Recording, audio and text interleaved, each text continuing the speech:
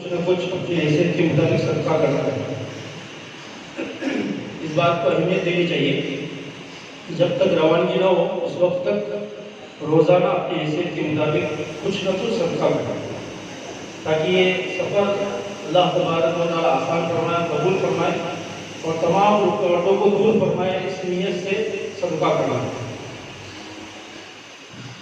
ہماری کوشش تھی کہ حضرت مفتی رفیق صاحب یہاں پر تشریف لائیں، لیکن کسی مجبوری کی وجہ سے کسی دوسری جگہ وہ چلے گئے ہیں، ضروری تھا، لیکن ان کے نائب مفتی مظفر صاحب تشریف لائے ہیں۔ ماشاءاللہ وہ بھی ہر سال حج پر جاتے ہیں اور حجیوں کے اعتبار سے معلم بھی ہوتے ہیں۔ ماشاءاللہ ہمارے سامنے انشاءاللہ وہ بھی پوری طور پر تفصیل سے وہ انشاءاللہ آپ کو مکمل طور پر رہنمائی کریں گے، رہبری کریں گے اور آپ کے سامنے مکمل طور پر انشاءاللہ بتائیں گے، تو آپ کو انشاءاللہ سہولت ہو جائے گی۔ جب آپ سامنے دیکھیں گے تو انشاءاللہ آپ کو سہولت ہو جائے گی کہ وہاں پر ایک تو یہ ہے کہ ہم نے کتاب میں پڑھا یا پھر سنا کسی سے، لیکن یہاں پر سامنے دکھانے کی وجہ سے انشاءاللہ آپ کو بہت زیادہ آسانی ہوگی، بہت زیادہ اس کی وجہ سے سہولت ہوگی۔ میں مفتی مظفر صاحب کا شکریہ ادا کرتا ہوں، وہ سفر کی صعوبتوں کو برداشت کرتے ہوئے یہاں پر تشریف لائے، اور امید کرتا ہوں کہ انشاءاللہ آپ حضرات بغور سماعت فرمائیں گے، غور سے سنیں گے۔ البتہ کسی کو پوچھنا ہے تو وہ درمیان میں نہ پوچھے، اور آخر میں جو ہے سوال جواب کا آپ کو موقع دیا جائے گا، جب بات ختم ہو جائے گی اس کے بعد آپ کو موقع دیا جائے گا۔ دوسری چیز یہ ہے کہ درمیان میں یہ موبائل آپ حضرات کی طرح بند رکھیں، کسی کا اگر موبائل چاہیے ہو تو بند رکھیں، کیونکہ کسی کا فون آ گیا آپ کو اٹھا لیا، آپ کا ذہن اس طرف چلا گیا، یہاں پر بات تو چلتے رہے گی، بات ہوتی نہیں ہے آپ کی، اس لیے موبائل بند رکھیں تو آپ کو انشاءاللہ یہ جو آپ کے سامنے بیان کی جائے بات مکمل طور پر انشاءاللہ آپ کے ذہن میں آئے گی۔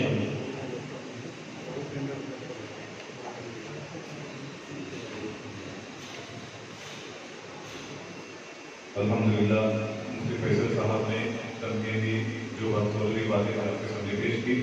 اب اس پروگرام کے ابتدا کے لیے میں شیخ عبدالودود صاحب سے درخواست کرتا ہوں کہ آئے اور قرآن مجید کی آیات کے ذریعے اس پروگرام کی ابتدا کریں۔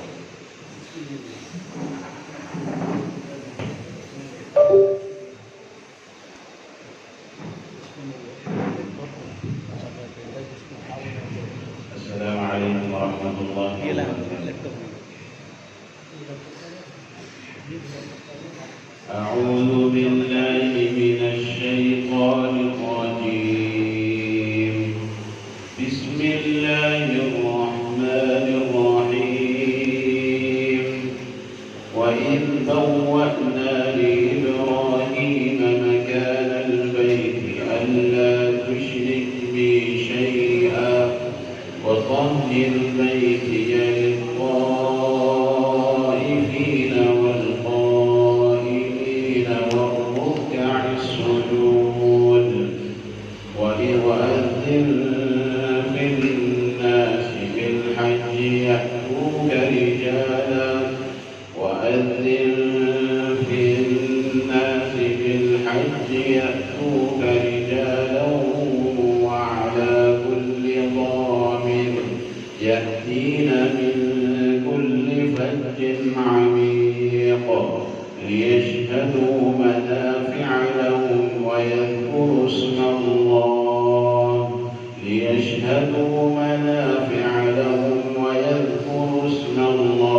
في أيام معلومات على ما رزقهم من بهيمة الأنعام، فكلوا منها وأطعموا البائس الفقير، ثم ليقضوا تفثهم وليوفوا نذورهم وليطوفوا بالبيت العتيق۔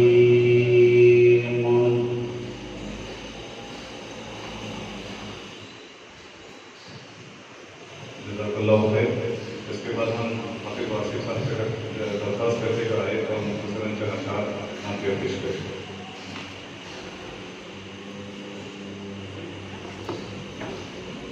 السلام علیکم ورحمۃ اللہ وبرکاتہ. مجھے فرقت میں رہ کر پھر وہ مکہ یاد آتا ہے. مجھے فرقت میں رہ کر پھر وہ مکہ یاد آتا ہے. وہ زمزم یاد آتا ہے. وہ کعبہ یاد آتا ہے. پہن کر صرف دو کپڑے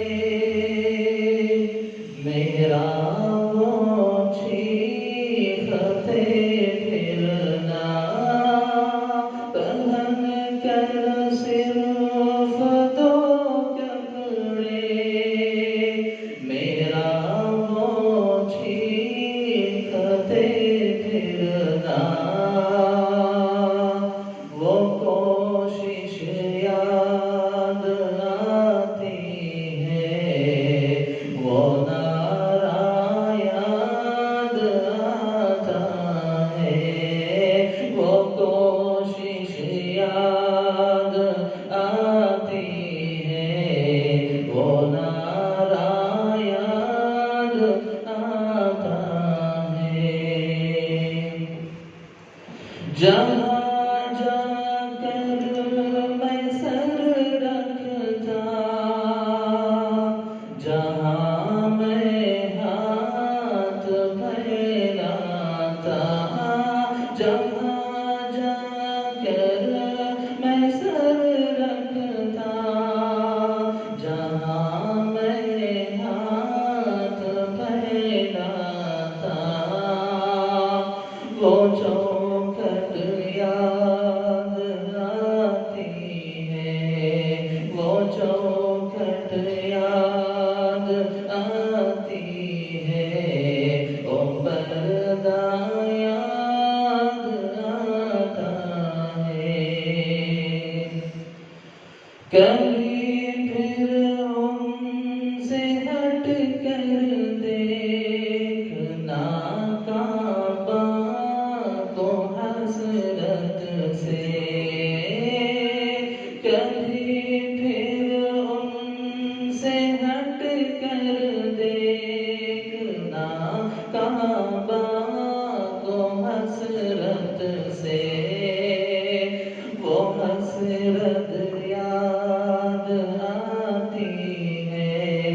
وہ حسرت یاد آتی ہے.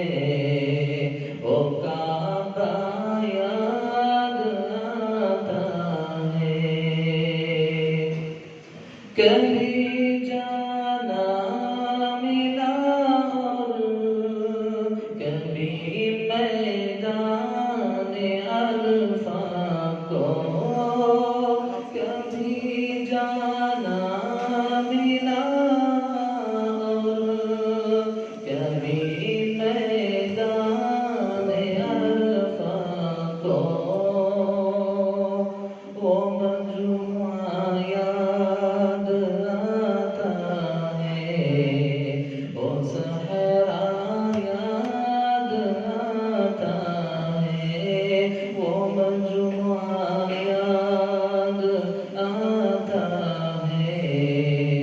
وہ صحرا یاد آتا ہے. مجھے فرقت میں رہ کر پھر وہ مکہ یاد آتا ہے. وہ زمزم یاد آتا ہے. وہ کعبہ یاد آتا ہے. السلام علیکم ورحمۃ اللہ وبرکاتہ.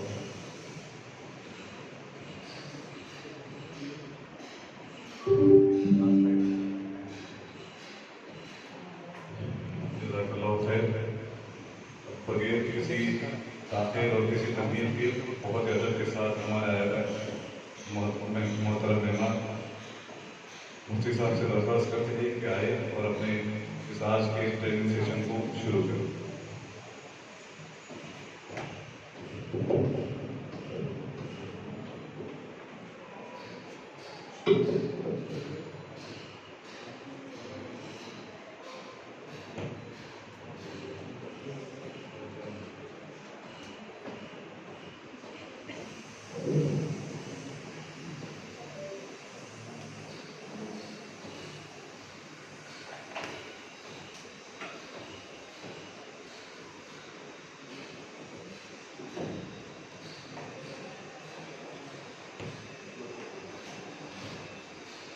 على سيد الأنبياء والمرسلين محمد وعلى آله وأصحابه وأزواجه وذرياته أجمعين أما بعد. قال الله تبارك وتعالى أعوذ بالله من الشيطان الرجيم وأتموا الحج والعمرة لله. وقال تعالى وتزودوا فإن خير الزاد التقوى. صدق الله مولانا العظيم. معزز علماء کرام اور حجاج اعظام، آج کا ہمارا یہ جو مرحلہ ہے حج ٹریننگ کیمپ کا، اللہ تبارک و تعالی اس کے انعقاد کو قبول فرمائے، ہمارے آنے کو، ملنے کو، بیٹھنے کو، سننے کو، بولنے کو قبول فرما کر اپنی رضا کا ذریعہ بنائے.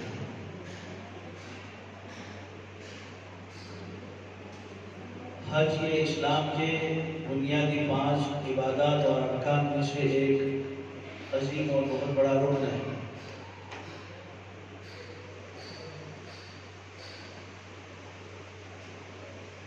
اللہ تبارک و تعالی نے قرآن میں حج کس پر فرض ہے اس کا تذکرہ فرماتے ہوئے ایک ہی جملہ کہا ہے، من استطاع الیہ سبیلا، کہ جس کے اندر حج کو جانے کی استطاعت ہو. اور احادیث اور فقہاء کرام نے قرآن اور حدیث کی روشنی میں استطاعت کی بڑی وضاحت فرمائی ہے کہ جس کے پاس کتنے پیسے ہو، طبی اعتبار سے کتنی طاقت ہو، عورتیں ہو تو ان کے لیے کیا مسائل ہیں، مریض ہو تو اس کے لیے کیا جو ہے وہ ترتیب ہے، اس کی بڑی تفصیل اور وضاحت فرمائی ہے.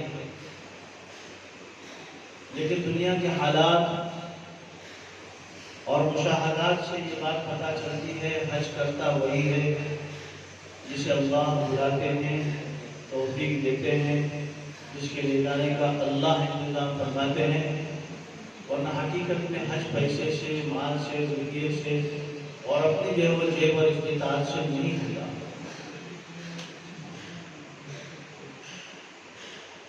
ایک مرتبہ حج کے موقع پر ہمارے حضرت مفتی احمد صاحب خانپوری دامت برکاتہ کے ساتھ حرم میں ہم مطاف سے کچھ اوپر کے حصے پر اثر کے بعد بیٹھے تھے. کچھ بے تکلف ساتھی بھی حضرت کے پاس بیٹھے تھے. ایک صاحب نے سورت کی کسی صاحب کا تذکرہ فرمایا کہ حضرت، اور ہنستے ہنستے کہا کہ حضرت وہ بھی حج کو آیا ہے، حضرت ان کو جانتے ہوں گے. تو برجستہ دوسرے شخص نے جو کہا کہ حضرت بظاہر اس کی آمد بھی دن کی 100 روپیہ نہیں ہوئی، لیکن اس سال تو حج کرتا ہے. یہ اللہ کا انتظام. ہمارے لاٹون ہے یہاں پر آپ کے رتناگری ڈسٹرکٹ میں نندن گڑھ تعلقے میں، اس کا جو داخلی راستہ ہے اس گاؤں کا، وہاں پر ایک بڑا پاؤ والے جو وہ صاحب رہتے ہیں. ایک دن ایک کار روکی، ان سے کچھ بڑا پاؤ لیے، وہی گاڑی لگائی، کچھ کھایا کیا اور کسی وجہ سے بات نہیں تھی وہاں پر.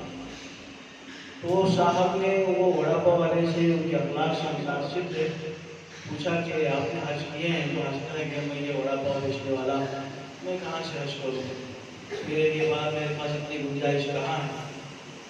تو دونوں ایک دوسرے کے لیے اجنبی ہے. فوراً اس آدمی نے جملہ کہا یہ نمبر لیجئے، یہ ٹور والے کا ہے، RTM کے پاس جائیے اور اس کے پاس اپنا پاسپورٹ جمع کیجئے، باقی انتظام ہم کریں گے۔ واقعی لے جاتا اللہ ہے، اور ایسے درسیوں واقعات ساتھ میں ہیں، لیکن اس وقت اس کے بولنے کی گنجائش نہیں ہے۔ اگر ظاہری اسباب کے درجے میں ہمارے پاس مال ہونے کے بعد اللہ نے یہ موقع توفیق عنایت فرمائی ہے، تب بھی حالات یہ بتاتے ہیں کہ ان استطاعت کے باوجود اس میں اپنا کمال سمجھنا اور اپنی استطاعت کو اس کا سبب سمجھنا یہ بندگی کی شان کے خلاف ہے۔ ایک واقعہ پیر صاحب نے نقل کیا کہ ایک صاحب حج کے ساتھ چلے اور راستے میں مسلسل اس بات کہتے تھے کہ ہم اس سال VIP حج کر رہے ہیں، اور حرم سے لگا ہوا جو کلاک ٹاور ہے، صفا ٹاور ہے، اس میں انہوں نے جو ہے وہ ان کا قیام تھا، اور یہ بات متعدد دفعہ کہتے تھے۔ تو ذوالفقار صاحب نے ان کو کہا کہ حاجی صاحب یہ جملہ نہ کریں، اللہ کی ذات سب سے بڑی ہے، نہ معلوم اللہ تعالیٰ کو ایسا نظام چلا دے اور تمہارے VIP ہونے کا جو تم کو زعم ہے وہ نکل جائے۔ لیکن وہ بار بار کہتے رہے میرے پاس اتنا ہے، بنگلہ ہے، گاڑی ہے، اور اتنا حشم اور اتنا جو ہے وہ قدم اور اتنا جو مال ہے، تبصرہ کرتے رہے، پیر صاحب منع کرتے رہے۔ واقعہ ایسا ہوا کہ ایک دن وہ بہت پریشان آئے اور ملاقات کی اور کہا دعا کیجیے، اور کیا بات ہے، بہت پریشان دکھ رہے ہیں، یہاں دوری سے سو نہیں پایا، وہ کھا نہیں پایا، وہ ہوا کیا؟ دراصل بات یہ ہے کہ میری بیوی جو ہے وہ بغیر کسی شناختی کارڈ کے، جو ٹور والے کی طرف سے یا حکومت کی طرف سے ملتے ہیں، شناختی کارڈ آئی کارڈ کے بغیر جو ہے وہ حرم گئی تھی اور گم ہو چکی ہے، میں پریشان ہوں، آج 2 روز ہو گئے ڈھونڈ کر پریشان ہوں۔ تو پیر صاحب سے کہا پہلے توبہ کیجئے، آپ نے جو ہے متعدد دفعہ جملہ کہا تھا کہ میں VIP حج کر رہا ہوں، اب پتہ چلا VIP کا کیا مطلب ہے، اللہ کی ذات سب سے بڑی ہے، اللہ کی طرف رجوع ہو جائیے اور اللہ کے سامنے عاجزی اختیار کیجیے۔ پھر ڈھونڈنا تلاش کرنا، تو 7 دن کے بعد ان کی بیوی ایک ہاسپٹل کے اندر بے ہوش پائی گئی۔ اب اس کے پاس کاغذات نہیں، کوئی جو ہے شناختی کارڈ آئی کارڈ نہیں، کوئی اطلاع کرنے والا نہیں، اس کو سارے فون نمبر اور ایڈریس ہوتے ہیں، والدین سے متعلق معلومات ہوتی ہیں۔ بہرحال اگر بظاہر اللہ نے ہمیں مالی استطاعت دی ہو، تب بھی اپنی استطاعت کو سبب سمجھنا یہ بھی جو ہے مومن کی اور بندہ ہونے کی بندگی کی شان کے خلاف ہے۔ اس لیے ہماری ذمہ داری ہے کہ اس وقت ہم اللہ تبارک و تعالیٰ کے سامنے رجوع ہو کر اس کو اللہ کا احسان سمجھ کر اس پر اللہ کا بے انتہا شکر ادا کریں، بے انتہا اللہ کا شکر ادا کریں۔ اور اللہ تبارک و تعالیٰ کا وعدہ ہے لَئِن شَكَرْتُمْ لَأَزِيدَنَّكُمْ، اگر اللہ کا شکر اس کی نعمتوں پر ادا کرو گے اللہ زیادہ دے گا، وَلَئِن كَفَرْتُمْ، اور اگر تم ناشکری کرو گے إِنَّ عَذَابِي لَشَدِيدٌ، اللہ فرماتے ہیں میرا عذاب بہت سخت ہے۔ آخرت میں کیا معاملہ ہوگا اللہ بہتر جانتے ہیں، اللہ ہم سبوں کی حفاظت فرمائے۔ مفسرین فرماتے ہیں دنیا میں ناشکری کی صورت میں، کفران نعمت کی صورت میں اللہ کی طرف سے جو عذاب آتا ہے وہ اس نعمت کو چھین کر آتا ہے۔ اللہ تعالیٰ اس سے ہماری حفاظت فرمائے۔ اللہ تعالیٰ فرماتے ہیں خود ہم سے، جہاں اللہ یہ کہتے ہیں مَنِ اسْتَطَاعَ إِلَيْكُمْ إِلَيْهِ سَبِيلًا، کہ حج کی استطاعت رکھنے والا حج کرے، وہی اللہ یہ فرماتے ہیں کہ حج کے اس سفر میں، جو یہ سفر ہے ابھی تو سفر میں بڑی سہولتیں ہو گئی، انتظامات آسان ہو گئے ہیں۔ ایک عجیب بات کسی نے کہی ہے کہ پہلے لوگ سفر کرتے تھے پانی کے جہاز سے سفر کرتے تھے، اور پانی کے جہاز میں مہینہ، 1.5 مہینہ، 2 مہینہ سفر ہوتا تھا، طوفانوں سے گزرتے تھے اور لہروں کے تھپیڑے جو وہ برداشت کرتے تھے، اور اس کے جو جہاز کے ہچکولے، اس میں قید ہونا، اور اس میں جو وہ رشی طاری ہونا، اور اس میں جو وہ طبیعت کا خراب ہونا، ایک تسلسل رہتا تھا اس کا۔ پہنچنے کے بعد ہفتہ بھر، 3-4 دن یا ہفتہ بھر جو وہ وہاں پر شپ میں، جہاز میں لوگوں کو رکھا جاتا تھا، اور سفر کی وجہ سے جو وائرس یا انفیکشنز ان کو ہوئے ہیں اس کی وجہ سے جو ان کی طبیعت متاثر ہوئی ہے، اس کا علاج ہوتا تھا، اس پر ان کو جو ہے وہ ویکسین دیے جاتے تھے، انجیکشن دیے جاتے تھے، دوائی دی جاتی تھی، ان کو نارمل کر کے پھر جو ہے وہ جدہ کوٹ پر اتارا جاتا تھا۔ پھر جدہ کی کارروائی مکمل کرنے کے بعد یہ سارے حجاج کرام مکہ کی طرف پیدل روانہ ہوتے تھے۔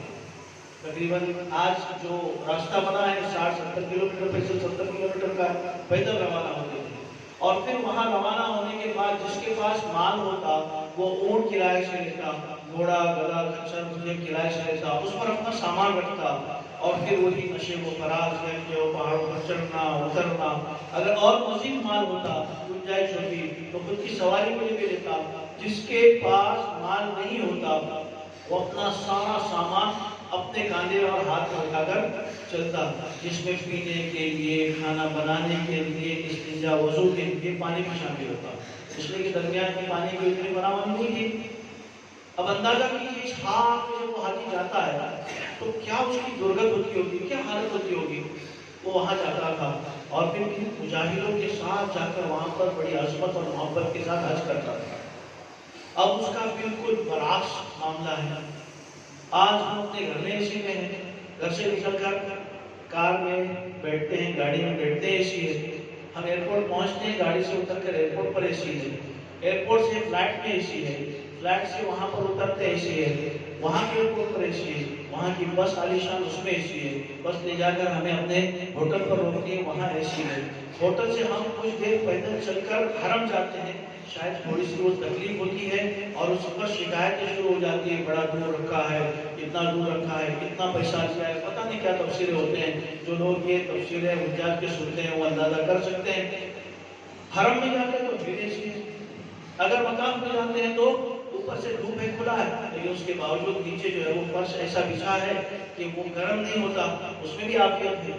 لیکن بہرحال ہر جگہ پر راحت ہی راحت ہے، کھانا پکانا نہیں ہے، کپڑے دھونا نہیں ہے، لانڈری میسر ہے، سب جو ہے وہ اطمینان بخش جو ہے وہ ہم کو حج کرنے کا موقع ملتا ہے۔ کسی اللہ والے نے بڑا عجیب جملہ کہا ہے، پہلے راستے کچے تھے لیکن حاجی پکے تھے، آج راستے پکے اور اچھے ہو گئے ہیں لیکن حاجی کچے ہو گئے ہیں۔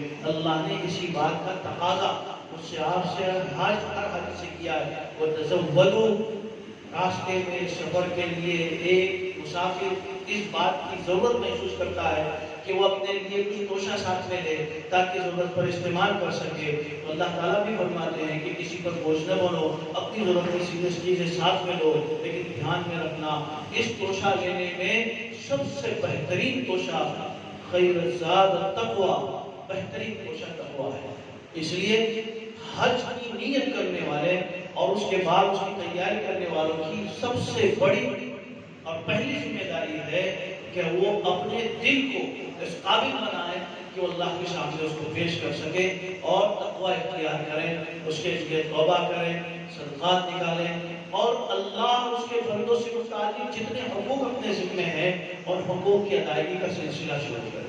اگر کسی کو ستایا ہے، مارا ہے، گالی دی ہے، غیبت کی ہے، ایک فارمل جو ہے وہ معافی مانگنا یہ کوئی مناسب بات نہیں۔ ہر آدمی جو ہے وہ حج کو جانے سے پہلے ایک لمبا سلسلہ ملاقاتوں کا شروع کرتا ہے، رشتہ داروں سے جاتا ہے، ملتا ہے، چلو آتے ہیں، دعا کیجیے، کچھ بولنا چالنا ہوا ہوگا تو معاف کیجیے۔ میں کہتا ہوں اگر مجھے معلوم ہے کہ میرا جو فلاں صاحب کے ساتھ اختلاف ہوا، جس اختلاف میں جھگڑا ہوا، میں نے نازیبہ بات کہی، یہ جھگڑا ان کو تکلیف پہنچانے کا سبب بنا ہے، میرے جملے ان کو تکلیف پہنچانے کے سبب بنے ہیں، تو میں تنہائی میں اس سے ملوں اور یہ کہوں کہ میرے پر بڑا احسان ہوگا کہ میں اللہ کے در پہ جا رہا ہوں، آپ کا دل دکھا کر میں وہاں چلے جاؤں، مجھے یہ اور اللہ کو یہ پسند نہیں ہے، اس لیے اللہ کے واسطے فلاں موقع پر میں نے آپ کو فلاں جملہ کہا تھا یا میں نے آپ کی غیبت کی تھی یا کبھی میں نے جو ہے اس طرح کو جو تکلیف دیا مجھے احساس نہ ہو، مجھے اللہ کے واسطے معاف کیجیے۔ لوگ رشتہ داروں کو ملتے ہیں لیکن وہ پڑوسی، وہ رشتہ دار، وہ دوست جن کے ساتھ اس طرح کے معاملے پیش آئے ہیں ان کو خصوصی طور پر ملنا چاہیے، باقیوں کو نہیں ملے، دور دور کے جن سے مہینوں سالوں ملنا نہیں ہوتا، فون پر دیر دبر ہوتی ہے، کسی قسم کے تعلقات پیش نہیں آتے، لین دین پیش نہیں آتا، وہ الگ ان کو نہیں ملے تب بھی چلے گا، لیکن ایسے لوگوں سے ملنا چاہیے۔ تو لوگوں کو لباس قرضے ہیں تو ادا کریں، قرضے اگر ایسے ہیں جس کی مہلتیں باقی ہیں تو اس کی خبر کریں، قرضے اگر ایسے ہیں کہ وقت ہو چکا ہے ادائیگی کی گنجائش سے معذرت کریں.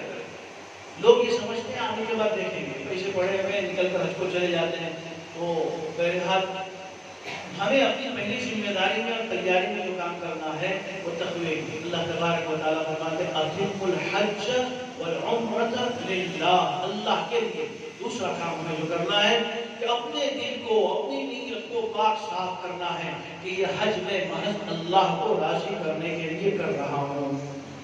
اس میں کسی غیر کو شامل کرنا، دکھلاوے کو شامل کرنا، حاجی کہلائے جانے کو شامل کرنا، یہ ساری چیزیں جو ہے وہ اللہ کو پسند نہیں. یہ ریاکاری میں، شما میں، دکھلائے میں شامل ہے. اور ریا شما کو بھی جو ہے وہ اللہ تبارک و تعالیٰ نے شدید ترین جو ہے وہ ناپسند کرتے ہوئے اس کو بھی شرک سے حدیث میں تعبیر کیا ہے، منع فرمایا ہے. اس سے ہم کتنی محنت کریں، لاکھوں روپیہ جو ہے وہ اس میں ڈالے، اپنی کمائی کی ایک ایک فائٹ ڈالے. پچھلے دنوں بات آئی تھی کہ ایک عورت نے مسجد کے باہر بیٹھ کر 56 لوگوں کی جو ہے وہ اس کی حفاظت کرتی تھی اور ان سے جو روپیہ، 2 روپیہ، 5 روپیہ، 10 روپیہ ملتا تھا اس کو جمع کرتی تھی اور اس پیسے سے اس نے حج کیا.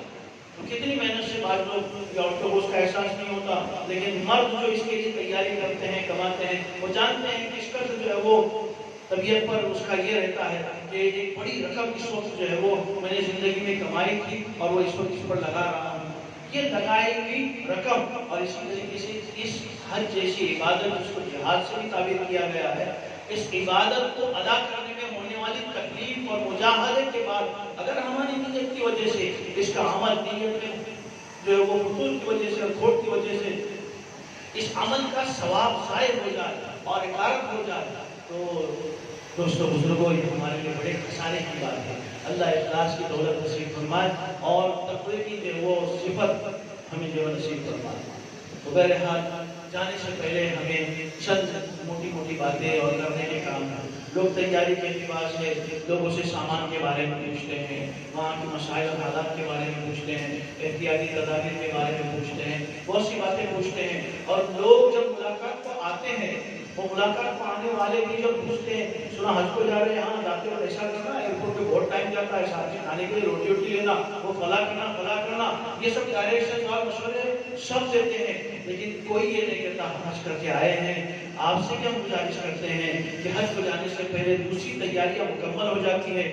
کبھی اگر باقی رہ گئی تو اپنی ضرورت کا سارا سامان وہاں مل جاتا ہے، لیکن تقویٰ وہاں کی کسی دکان پر نہیں ملتا. اس لیے میری بہن، میرے بھائی، اب جانے سے پہلے جو ہے وہ اس کام کو کیجیے، اس پر محنت کیجیے. اور تقویٰ حاصل ہوتا ہے توبہ سے، تقویٰ حاصل ہوتا ہے اپنے جو ہے وہ چھوٹے ہوئے وہ عبادات جو ہم پر فرض تھے اس کی ادائیگی سے، جو حقوق اللہ اور حقوق العباد سے متعلق چیزیں ان کی ادائیگی سے، اسی طریقے سے قرآن کی تلاوت سے، ذکر سے، درود شریف کی کثرت سے، دعاؤں سے. یہ جو راستے ہیں تو جو تقوی کو حاصل کرنے کے ہم نے اور دنوں کے مقابلے میں اپنے بچے ہوئے دنوں میں اس کی کثرت کرنے کی ضرورت ہے. اللہ ہم سب کو اس کی توفیق عطا فرمائے. حج کو جانے والا شخص ایک تیاری تو یہ کرے گا، دوسری تیاری ہوتی ہے مسائل سے واقفیت، اور تیسری تیاری ہوتی ہے ضروریات اور احتیاطی تدابیر کا اختیار کرنا. ضروریات کا وہ انتظام اور احتیاطی تدابیر کا اختیار کرنا. یہ 3 تیاریاں ہیں. اس کے علاوہ حج کی کوئی تیاری نہیں. ملاقات حج کی تیاری نہیں، دعوتیں حج کی تیاری نہیں. لوگ دعوتوں میں، ملاقاتوں میں اپنا وقت ضائع کرتے ہیں. 10-10, 15-15 دن اور صرف وقت نہیں ضائع ہوتا. جب احوال دیے جاتے ہیں تو پتہ چلتا ہے اور ملاقات اور دعوتوں میں نمازیں بھی چھوٹ جاتی ہیں اور ہم حج کو جا رہے ہیں اور اس طرح کی حرکت ہم سے ہو جائے، یہ ہمارے لیے بالکل غیر مناسب بات ہے. ہمیں تو جو بالکل چوکنا رہ کر ان ایام میں احتیاط کے ساتھ فرائض کی پابندی کرنی چاہیے، سنتوں کا اضافہ کرنا چاہیے اور دیگر کا اعمال اللہ تبارک و تعالیٰ نے، اللہ کے رسول صلی اللہ علیہ وسلم نے ہمیں دینی اعتبار سے مشروع قرار دیا ہمارے حق میں، اس کا اہتمام کرنا چاہیے. تو ایک تیاری تو یہ ہے کہ جانے سے پہلے تقوی اور جو ہے وہ توبہ کا اہتمام اور اسی طریقے سے اپنی نیت کو خالص کرنے کے لیے اس کی مشق اور محنت. اور دوسری تیاری ہے مسائل سے واقف ہے. انسان ضروریات کو آخر میں رکھے. حاجی ضروریات کو آخر میں رکھے، اس لیے کہ ضروریات جیسا میں نے کہا کہ اگر یہاں کوئی چیز لینے سے رہ گئی تو آدمی وہی چیز वहाँ जाकर कुछ पैसे देकर खरीद सकता है, या दूसरे हुज्जाज से आरियतन लेकर अपनी जरूरत पूरी कर सकता है। लेकिन मसाइल से वाकिफियत न हो, ऐसी सूरत में अमल के लिए जितनी मेहनत की थी, जितना पैसा लगाया था, जितना वक्त दिया था, अगर एक फर्ज, एक रुकन, एक वाजिब छूट जाए और उसकी तकमील की कोई दूसरी सूरत हमें मालूम ना हो या सूरत ही ना हो, तो नतीजतन जो है वो अमल जाये हो जाएगा, मुकम्मल नहीं हो पाएगा। जहाँ अमल करना जरूरी है, वही अमल को मसाइल के एतबार से मुकम्मल करना भी जरूरी है। एक आदमी फर्ज नमाज पढ़ रहा है, फर्ज नमाज में उसने बड़े खुशू खुशू के साथ और जो वो दिल के हुजूर और इस्तिग़फ़ार के साथ उसने जो नमाज पढ़ी, एक लम्हे के लिए भी उसका ध्यान कहीं नहीं गया, लेकिन उसने सूरह फातिहा नहीं पढ़ी। उलमा से पूछे, उलमा बताएंगे उसकी नमाज मुकम्मल नहीं हुई, इसलिए कि इमाम शाफ़ी रहमतुल्लाह अलैह के नज़दीक फर्ज नमाज हो या सुन्नत नमाज हो या नफल नमाज हो, जमात के साथ हो या इनफरादी हो, हर नमाज में सूरह फातिहा इमाम हो या मुक्तदी हर किसी को पढ़ना फर्ज है। अब अगर उसने वो एक ही जो है वो जरा से चलाया, तो उसके बाद पूरा जो है वो बारे आम तिलावत किया, लेकिन सूरह फातिहा नहीं पढ़ी, इमाम शाफ़ी रहमतुल्लाह अलैह के नज़दीक उसकी नमाज ही नहीं हुई। कितनी लंबी नमाज पढ़ा, कितने खुशू ध्यान तवज्जो से पढ़ा, लेकिन अमल के जितने मसाइल थे उन सारे मसाइल को, वाजिबात और रुकन को पूरा नहीं किया, तो नतीजा क्या हुआ? मेहनत ज़ाया हो गई। इसीलिए हज जैसी इतनी अजीम और बड़ी इबादत को भी हमारी जिम्मेदारी है कि हम अपने बचे हुए दिनों में कसरत से मसाइल मालूम करने की कोशिश करें। आज का हमारा यह कैंप इसी मकसद से मुनक्किद किया गया है।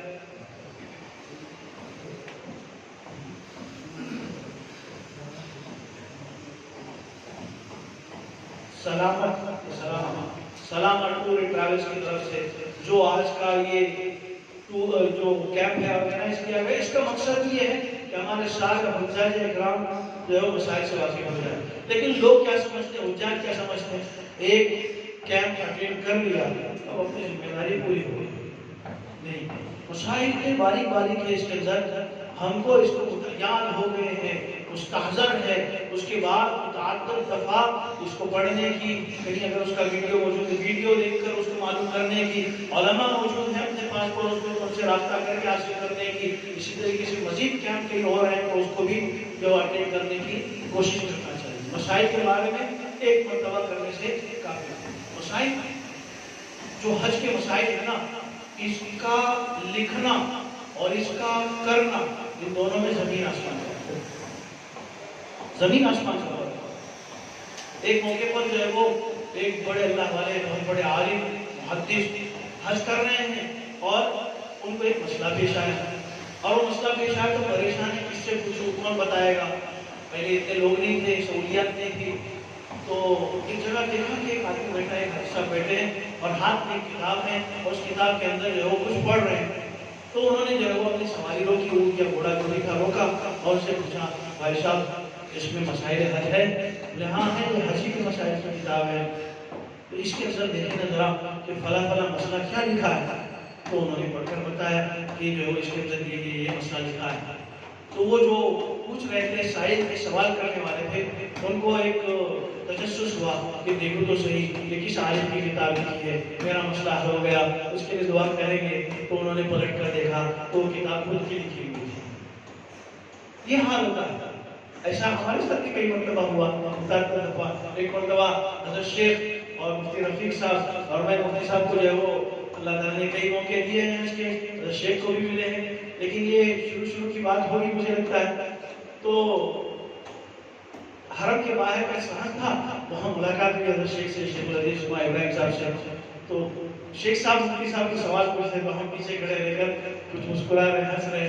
हमको वाक़या मुफ्ती साहब ने बताया तो याद आ रहा था कि शेख साहब की किताबें लिखी हैं, सालों से जो मसाइल पढ़ा रहे हैं, और आज की तारीख में हमारे पूरे कोकण बल्कि जो है वो पूरे महाराष्ट्र के एतबार से अगर बल्कि और आगे बढ़कर देखा जाए तो शवाफ़े के मसाइल के बारे में इतनी पुख्ता और काबिल एतमाद शख्सियत खाली मिलेगी जिन पर जो मसाइल के एतबार से वो पूरा एतमाद किया जाए। तो वो मसला पूछ रहे थे कि मुफ्ती रफ़ीक वो फला फला मसला, मुफ्ती साहब के हंसने लगे। मैंने अगर आप अरे नहीं बताओ क्या बात है, बताओ किसी क्या मसला है वो बताओ।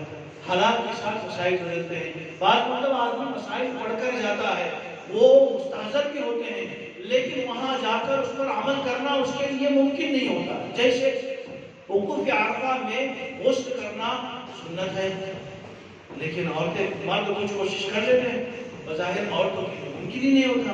और मर्द भी जो है वो अगर बेवकूफ़ वहाँ पर 100 हो तो उसमें से 5 कामयाब हो सकते हैं, 10 कामयाब हो सकते हैं। वो सुन्नत अपनी जगह पर, लेकिन अदा करना बज़ाहिर एक मसला है, आएगा आगे भी कि इमाम शाफ़ी रहमतुल्लाह अलैह की मस्जिद की दीवार से, मस्तक की दीवार से गैर महरम को हाथ लग जाए तो वज़ू टूट जाता है।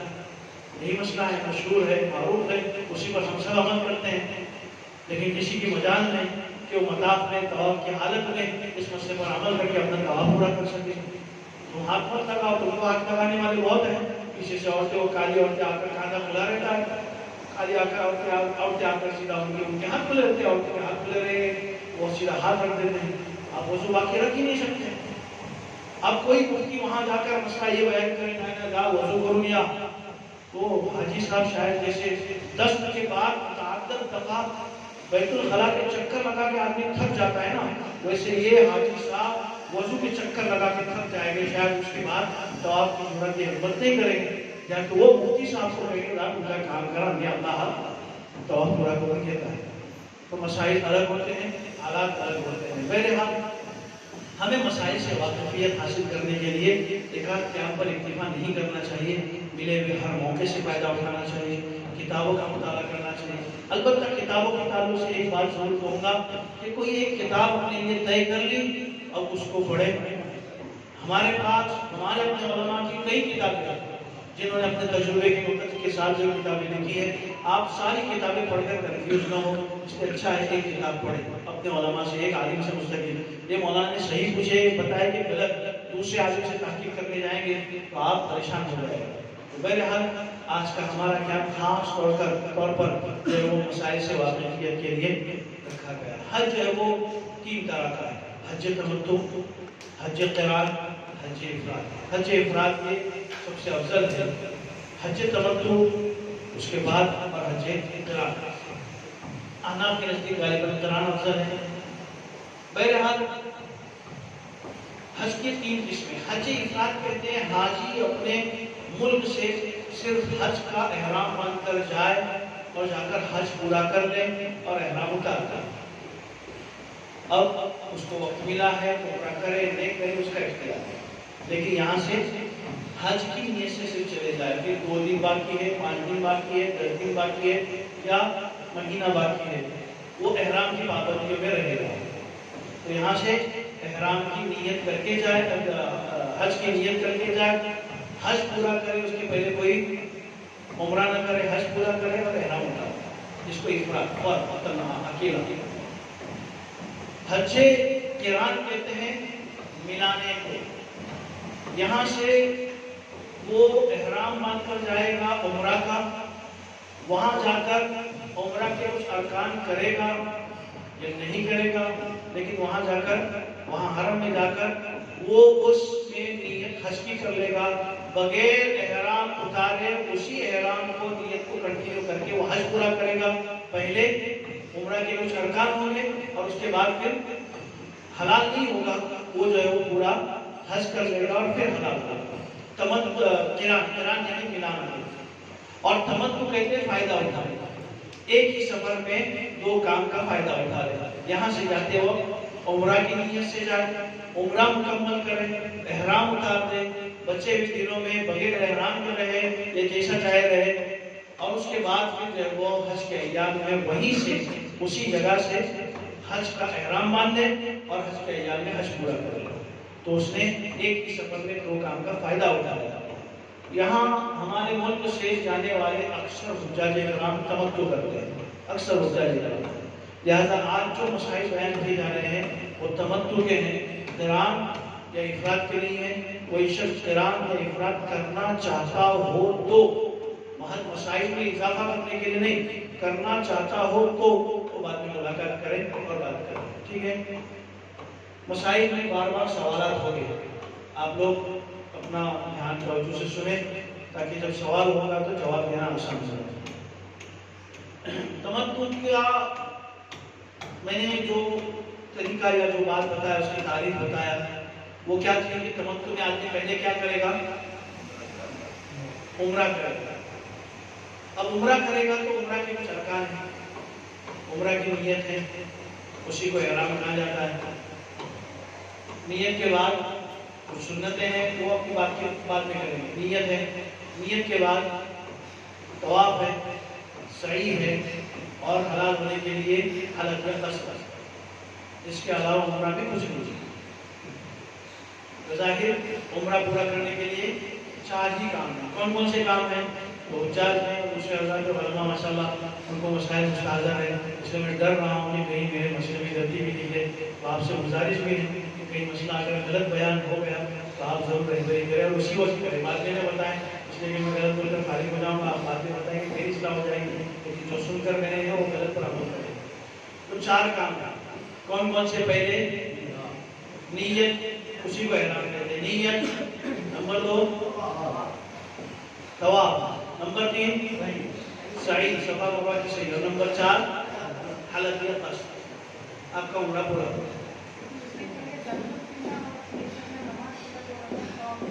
मैंने इसीलिए मैंने कहा कि मुकम्मल हाजिर रहो। मैंने कहा कि मैं पहले उसके फराइज़ और अरकान बयान कर रहा हूँ, सुन्नत और उससे मुताबिक दूसरी चीज़ें हैं, आदाब वगैरह, वो बाद में बयान करेंगे। मैंने उसको आसान करने के लिए बताया 4 ही काम हैं जिससे उम्रा पूरा हो जाता है। इसके अलावा जितने काम है ना, वो अगर नहीं कर पाए ना, ihram के बाद ihram की पाबंदियों का ख्याल रखना है, उसका लिहाज करना है।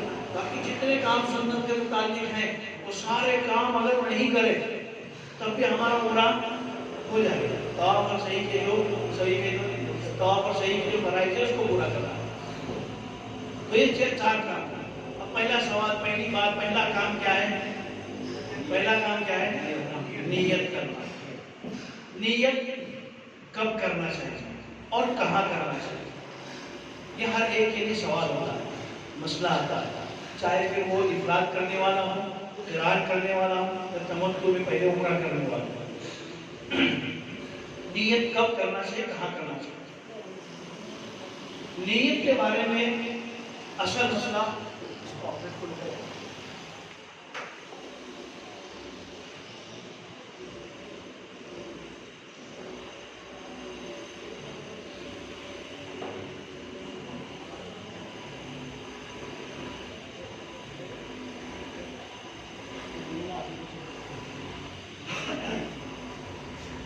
नियत के बारे में नबी पाक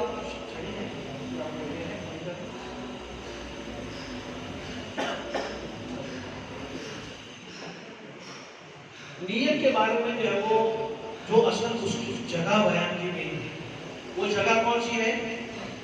नबी पाक सल्लल्लाहु अलैहि वसल्लम ने हरम से मुताल्लिक 3 हुदूदें कायम फरमाई। 3 हुदूद। एक हरम की हद, एक हिंद की हद, और एक हिंद की हद के अलावा तमाम लोग जो आते हैं उनके लिए जो है वो मीक़ात।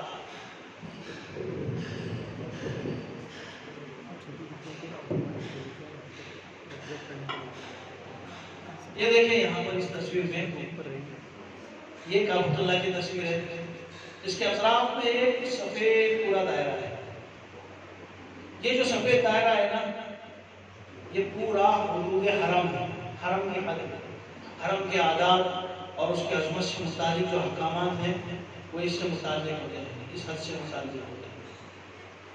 इसके अलावा आप देख रहे हैं ग्रे कलर में ये पूरा यहाँ से ये पूरी जगह है, ये पूरा हिल है, इसको ये पूरी जगह है, इसको हिल कहते हैं। और ये आप देख रहे हैं जफ़ा, जिद्दा, हज़ैफ़ा और जो है वो ज़ात-ए कर्म, मनाज़िर, ताइफ, ये सारे जितने हैं ना, ये रंगम, ये सारे जो है मीक़ात है। पूरी दुनिया से आने वाले लोग इस के या तो यहाँ से गुजरते हैं या तो इसके आसपास से, ये उनके लिए हद मुकर्रर की गई है। ये हरम की हद है और ये हिल है। आने वाले हुज्जाज इकराम के लिए ये जो बाहर की एक लाइन है ना, اس کو بغیر طواف یا عمرہ کی کیا اس کا نام حج یا عمرہ کی نیت کے بغیر اس کو کراس کرنا ممنوع ہے۔ تو اصل نیت یہاں کرنا ہے۔ نبی پاک صلی اللہ علیہ وسلم نے جب عمرہ کا ارادہ فرمایا تو یہاں آئے، اس جگہ پر آ کر نبی پاک صلی اللہ علیہ وسلم نے جو ہے وہ 2 رکعت نماز پڑھی، پھر اونٹ پر بیٹھے، سواری پر بیٹھے، سواری نے جو یہیں پر جو ہے وہ کعبۃ اللہ کی طرف یعنی مکہ کی طرف رخ کیا، اور اس کے بعد اللہ کے رسول صلی اللہ علیہ وسلم نے لبیک عمرۃ کے الفاظ کے ساتھ جو ہے عمرہ کی نیت فرمائی۔ لہذا یہ جو حد ہے یہ جو ہے وہ میقات کہلاتا ہے۔ یہ جو ہے نا میقات، اب کوئی یہاں سے بھی آیا اس کے لیے میقات ہے، اگر یہی بالکل بعین ہی اس جگہ آیا تو اس کے لیے میقات ہے۔ موجودہ حکومت نے یعنی وہاں کی جو حکومتیں سالوں سے گزر کر آئی ہے رکھتی ہیں، انہوں نے وہاں پر جو ہے وہ ہر جگہ پر جو زمین کے راستے سے گزرتے ہیں ان گزرنے والوں کے لیے وہاں سے وہ بغیر نیت کے آگے نہ بڑھ سکے اس کے لیے وہاں پر مساجد بنائی ہے غسل کرنے کے لیے، اور حجام وغیرہ وہاں پر سارے انتظامات ہیں۔ لوگ یہاں پہنچ کر یہاں پر ساری ضرورت سے فارغ ہوتے ہیں، احرام کے لیے مرد اپنے جو ہے وہ کپڑے بدلتے ہیں، اور یہاں سے پھر نیت کر کے لوگ واپس پیچھے چلو اس کو کراس کر جاتے ہیں۔ اب جو لوگ انڈیا سے سفر کرتے ہیں ان کے لیے یلملم یہ جو ہے وہ کیا ہے ہمارا میقات ہے، اور وہ جو آگے مسجد آپ نے دیکھی تھی وہ یلملم کی میقات کی مسجد تھی، تو یہ ہماری میقات ہے۔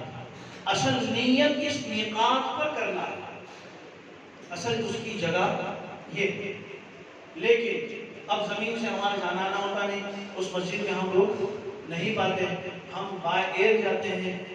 اب فلائٹ وہاں سے گزرا، پلین وہاں سے گزرا یا نہیں گزرا، یا تو اس کا پتہ نہیں چلتا، یا تو اگر اعلان ہوتا ہے حجاج کا، خاص کر کے سعودی گورنمنٹ کا اگر جو ہے وہ ایئر بس ہے تو اس کے اندر اعلان ہوتا ہے کہ ابھی اتنے منٹ میں جو ہے وہ ہم میقات کو کراس کرنے والے ہیں، اس طرح کا اعلان ہوتا ہے۔ لیکن آپ بیدار ہو جاگے ہوں گے تو سنیں گے۔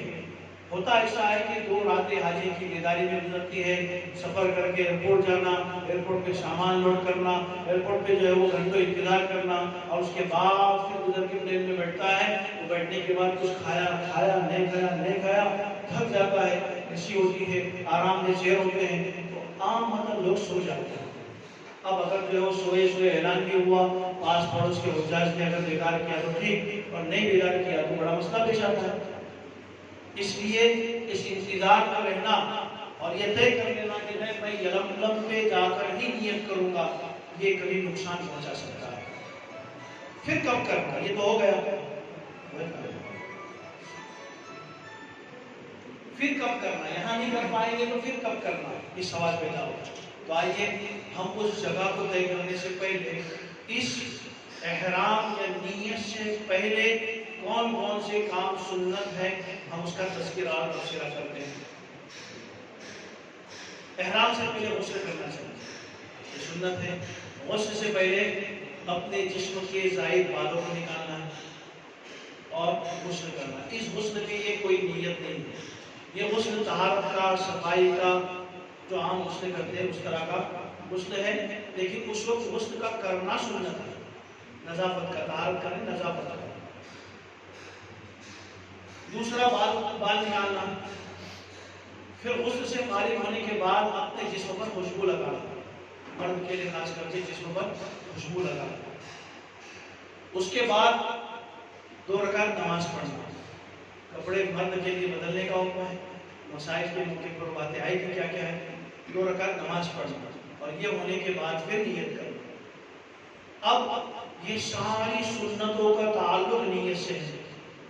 نیت یلملم میں کرتا تو غسل کب کرتا، نماز کب پڑھتا، احرام کے کپڑے کب بدلتا اور نماز کب پڑھتا، لیکن اس وقت کرنے کا موقع نہیں، فلیٹ میں کر نہیں سکتے یہ سب کام۔ تو اب کچھ لوگوں کے لیے سہولتیں ہیں کہ وہ ممبئی میں جا کر اپنے رشتہ داروں کے یہاں ہیں، یا خود اپنے جو ہے وہ فلیٹس میں اپنی بیٹی ہے، بیٹا ہے، یا اپنا خود رہائش جو ہے وہ ممبئی میں ہے، یا جو ہے وہ وہاں پر ایک فلیٹ ہے، ہم جا کر وہاں رکتے ہیں، تو اپنے گھر سے غسل کر کے جانے کی ضرورت نہیں ہے۔ ہم وہاں جا کر کر سکتے ہیں. جتنا تاخیر سے غسل کر سکتے ہیں اتنا تاخیر کریں.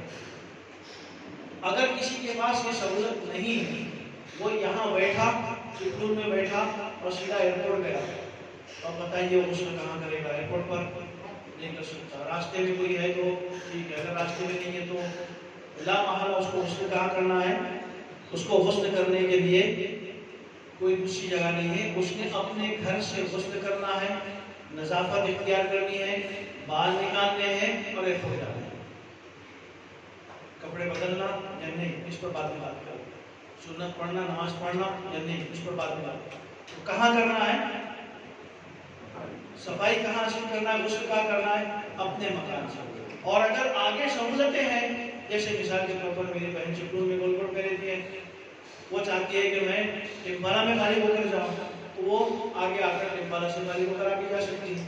آپ کا کوئی رشتے دار پنویل میں ہے، ناگوٹنا میں ہے، کولاڈ میں ہے، اب آگے جا کر یہ سہولت ہے تو یہ کام وہاں کر سکتے ہیں. اور اگر نہیں ہے تو یہاں سے کر کے بھی جا سکتے ہیں. اب گرمی کا موسم ہے، پسینہ چھوٹا، یہ سب ایسی باتیں رہنی نہیں. غسل کہاں کرنا ہے؟ جہاں سہولت ہو. اگر بمبئی میں سہولت ہو تو بمبئی میں، آخر تک جہاں سہولت ہو وہاں سے، نہیں تو اپنے جہاں سے مکان ہے، گھر ہے، جہاں سہولت ہے وہاں سے کر کے غسل جائے. اب کپڑے نہ بدلے، فوراً کپڑے نہ بدلے.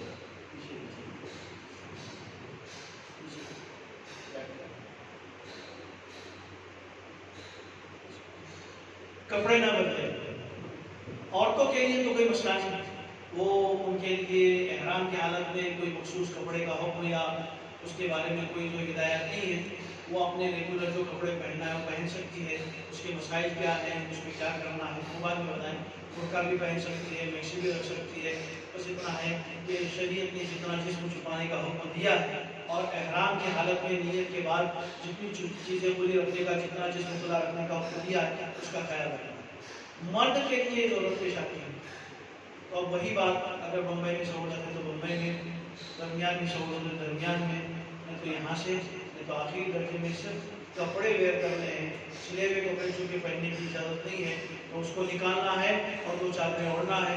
یہ کام اگر سہولت سے ایئرپورٹ پر کر سکتے ہیں تو ایئرپورٹ پر بھی کیا جا سکتا ہے. لوگ انتظار کرتے ہیں امیگریشن سے فارغ ہونے کے بعد ویٹنگ میں کریں. پہنچتے پہنچتے اتنا لیٹ ہو جاتا ہے کہ ویٹنگ میں رکنے بیٹھنے کا موقع ہی نہیں ملتا. سیدھا اٹھا کر پھر بس میں یہ وہ پلین میں بٹھا دیتے ہیں. پھر کہاں سے آپ کریں گے؟ اس لیے آپ احتیاط کے ساتھ جو کر سکتے ہیں، جہاں کر سکتے ہیں کپڑے بدل سکتے ہیں وہاں بدل، کوئی مسئلہ نہیں.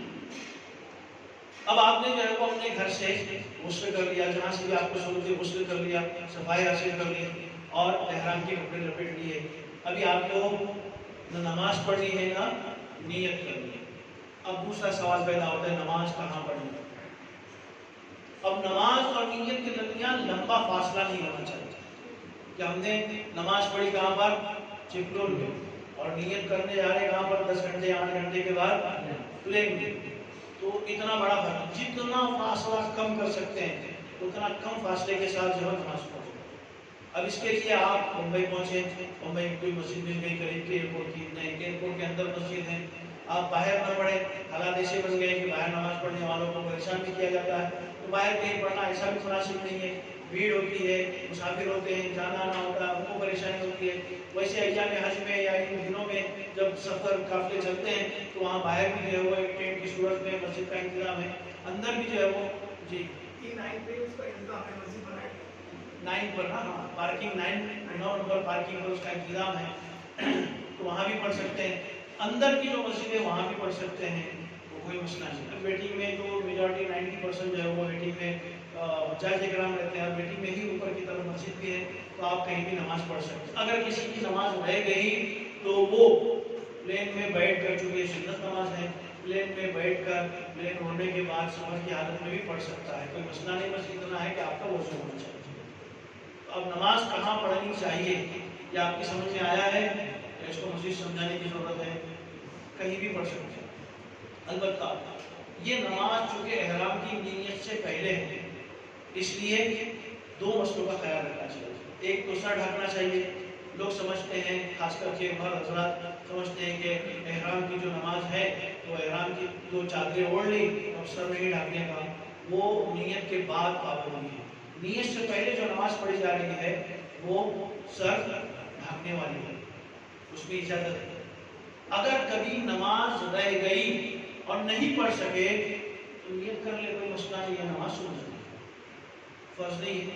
रह गई, हम चाहकर भी नहीं पढ़ पाए, भूल गए, तो कोई मसला नहीं है, उसमें परेशान होने की जरूरत नहीं है।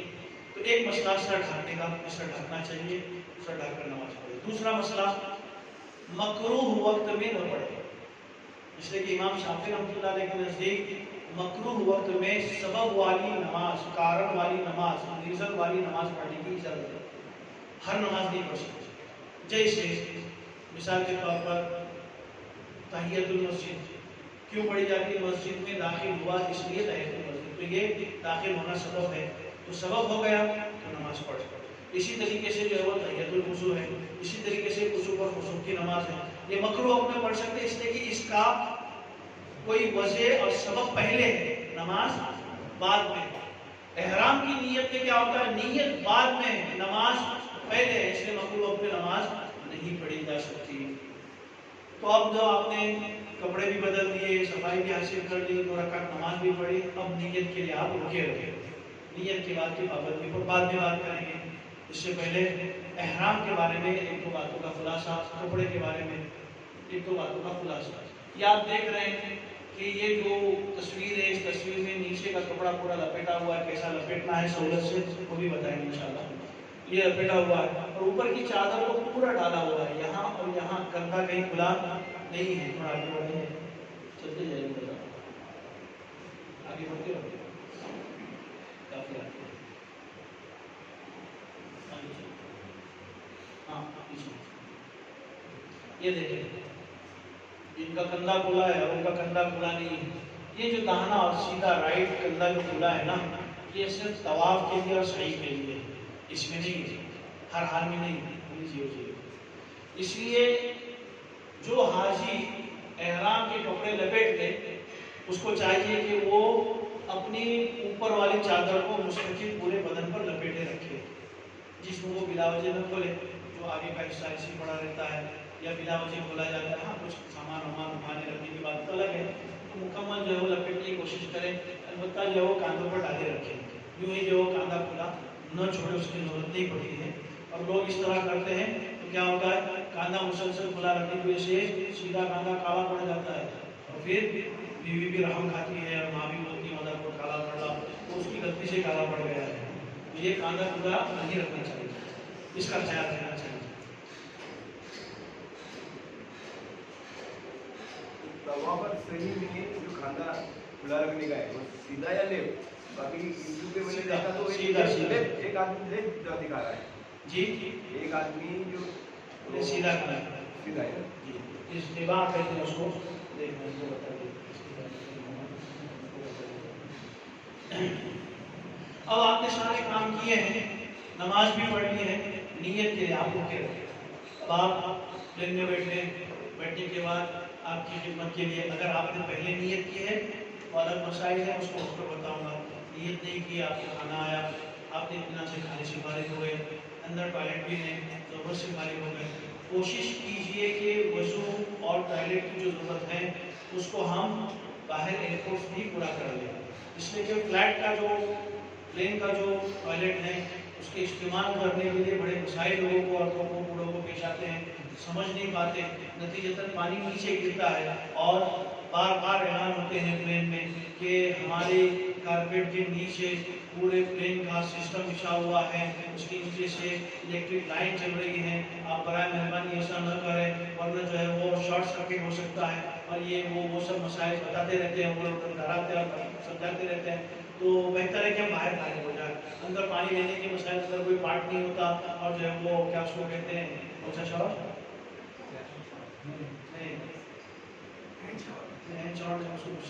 नहीं, तो वो भी नहीं होता, तो हम लोग परेशान हो जाते हैं, कैसे जो इस्तिंजा करें, कैसे पानी हो जाए, बड़ी दिक्कत होती है। तो फिर भी ज़रूरतों तो अंदर है, अगर आप खाने से फारिग हो जाए और ज़रूरतों से फारिग हो जाए, लोग वज़ू वहाँ करते हैं, नहीं करना चाहिए, एहतियात करना चाहिए। इस सब फारिग होकर आप अपनी जगह पर बैठ गए। अब हाजियों का वो जो प्लेन होता है पूरा हाजियों का होता है।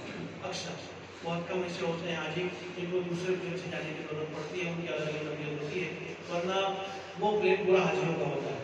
उसमें कुछ टूर वाले या कुछ फिक्रमंद मौलाना होते हैं, वो इस बात का एहतमाम करते हैं कि जो है वो इलाम से अपने खास से पहले ऐलान करें, वो चाचे कराम को उठाएं, उनको नियत कराएं, तो उसका जो एहतमाम होता है। लेकिन फिर आसान और इत्मीनान बख्श शक्ल यह है कि एक बार प्लेन उड़ गया, अपनी ज़रूरत से फारिग हो गए, अब आप सोने का इरादा रखते हैं, उससे पहले आप नियत करें। हज की नियत कैसे करना चाहिए, उससे पहले आपको नियत करना है। अब नियत कैसे करना है, नियत के अल्फाज मुख्तलिफ हो सकते हैं, किताबों में लिखे हुए हैं, लेकिन वैसा करना जरूरी नहीं है। हज तो मैं हज कीजिए, अगर हमारे ऊपर फर्ज है तो फर्ज की नियत करना चाहिए, सुन्नत है तो सुन्नत की नियत करना चाहिए, किसी और की तरफ से मदद कर रहे हैं तो उसकी तरफ से हज मदद कर रहे हैं उसकी नियत करना चाहिए। उर्दू में करें, मराठी में करें, अपने कोकण की बोली जाने वाली 10 तरह की अलग अलग बोली में करें। आपको जिस जबान जो जबान आती होगी उस जबान में करें।